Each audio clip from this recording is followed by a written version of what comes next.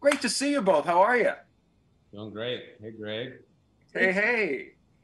Uh, Probably like, enjoyed the movie very much. I mean, also, it's got a lot of Detroit stuff in it, of course, but also just that era, that it took place. Just the way, the people were dressing and acting, with each other. It was just like, just this kind of like classic time. Even though, unfortunately, you guys in the beginning kind of had this romance that wasn't supposed to be, that wanted it to be, because even like with your character, Tessa, yeah, you liked him a lot, but you already promised to somebody else.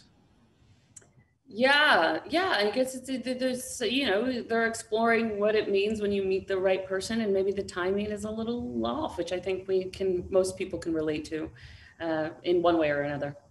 Mm-hmm.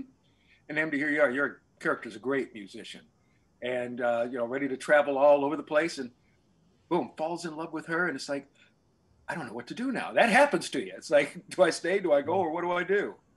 Yeah, it's boy, it really feels like your type of movie, Greg. I'm looking at your background. It's like a mix of cinema and music, like in Detroit. It really feels like this is your lane. I think, yeah, that was the beautiful thing about Robert. He only knew music. That was his love. And, to sort of get blindsided when he sees, this beautiful woman behind the desk, Right. it's just like it changes everything for him. And I love that aspect of it. It's like she sort of upgraded and she was able to impress upon him like this new way of thinking. I love Right. And then even like for your character, Tess, I mean, considering the times in the 1960s, women, for the most part, of all different backgrounds, were just stay at home, you clean the house, just have my coffee waiting for me when I get there, and that's it. Your character, I mean, she was a person who said she wanted to be on TV because that's what she had always liked and was able to work herself into getting into it. She was kind of like a Renaissance woman to an extent. Yeah, I feel like I know so many women in my life that are Renaissance women. It takes a certain amount of being inventive, I think, to be a working woman, to be a mother. And so I loved being able to portray that, with Sylvie. It felt like getting to make a story that is a sort of a love story to my grandmothers and my mom. Right. And also, I got to tell you, Namdi, I've had plenty of family members back in the day who did work for Motown. And the character who was your buddy, one who said, hey, come on here and work, those were real. Some people, you Yeah, know, yeah, just, yeah. Those are real people. Our director, Eugene, he's in the music business and he knows, I mean, those are real people that'll just tell you, look, come on, I got it. I'm going to take care of you. And then when you get there, like, oh, everybody knows that I don't, I'm not going to take you. It's like, oh, man. Yeah, it was right. great.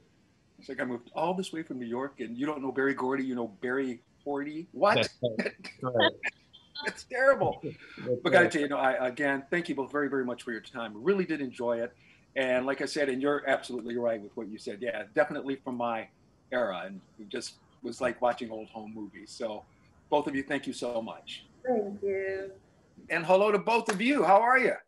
Hey, fantastic. I like that shirt, Greg. Yeah. Well, but he's Motown. There you go. right. I was going to say you had it very prominent in the movie, which was great, as well as Detroit, too. And yeah, just, a beautiful looking movie. I was like a little boy at the time when this took place. And I just remember the parents always dressing, men in their suits, women in their dresses, and just all looking so, classy. That's right. Yeah, I was just saying, Eugene, how did this whole idea come up for you? Because you're the director and the writer. Well, much like you, I looked at old family photos and they really told a different story of Black life than I'd seen depicted in film. And so it was important to me to show that, often when we show ourselves in the past, it's framed through our struggle. And so I just wanted to kind of, there were all these other fantastic things going on, like Motown, Yeah.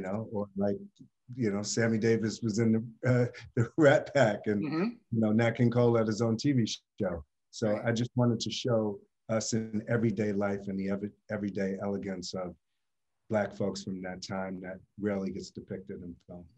Right. No, that was great. Do more.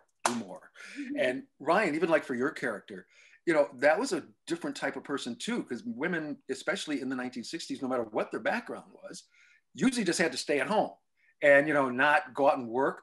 And, but here's yours. She's, you know, not only has a career, but I mean, she's got a great one that's moving up.